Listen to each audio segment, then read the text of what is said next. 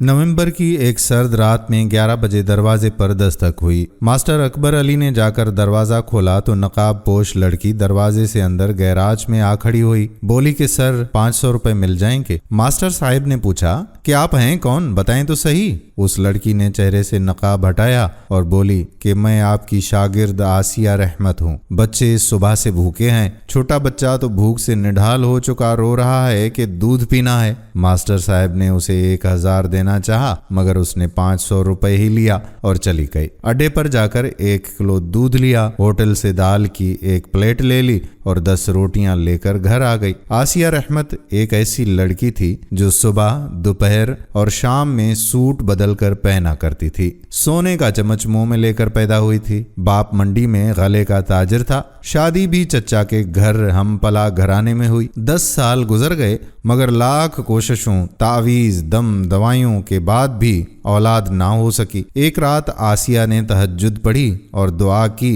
कि या अल्लाह, मेरी किस्मत में लिखा रिज्क कम करके मुझे गुर्बत दे दो। इसके बदले मुझे औलाद चाहिए। मैं हर सूरत माँ बनना चाहती हूँ। मुझे रिज्क और मालो दौलत की हिर्स नहीं है। अगली सुबह खावन को दिल का दौरा पड़ा और दुकान पर वफात हो गई। सारा कारोबार 3 भाइयों ने समेटकर बेवा को ये कह दिया कि वो मकरूज था। आसिया की शादी उसके एक निखट्टू और जुआरी देवर से कर दी गई। शादी के बाद वो नशा भी करने लगा। अल्लाह ने 7 साल में 3 बेटे और 1 बेटी दी। खावंद अब नशे की इस हालत में है कि बाजू पर ब्लेड से कट भी लगाकर उनके ऊपर कोई पाउडर डाल देता है, टीके लगाता है। घर बेचकर जुए में हार चुका है। किराए का मकान है जिसका किराया आसिया लोगों के घरों में काम करके अदा करती है। हमारे हक में क्या बेहतर है वो हमसे ज्यादा हमारा खुदा जानता है। जब हम तकदीर को बदल देने की दुआ करते हैं तो वो दुआ अगर कबूल हो जाए तो हालात आसिया जैसे भी हो सकते हैं। एक नेमत से महरूमी न जाने कितनी महरूमियों और आजमाइशों से हमें बचा रही होती है, और उस एक चीज के हुसूल में अपना सब कुछ दाव पर लगाकर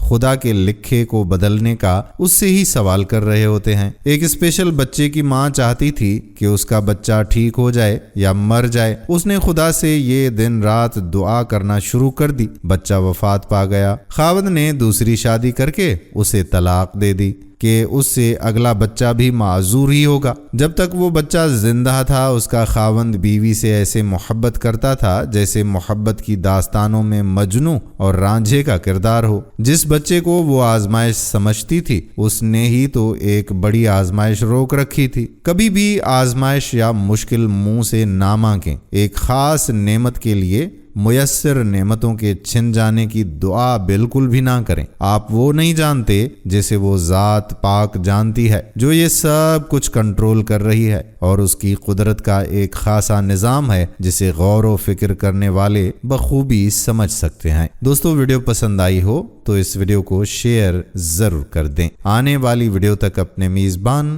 कादिर बख्श कल्होड़ो को इजाज़त दीजिए। अल्लाह हाफिज़।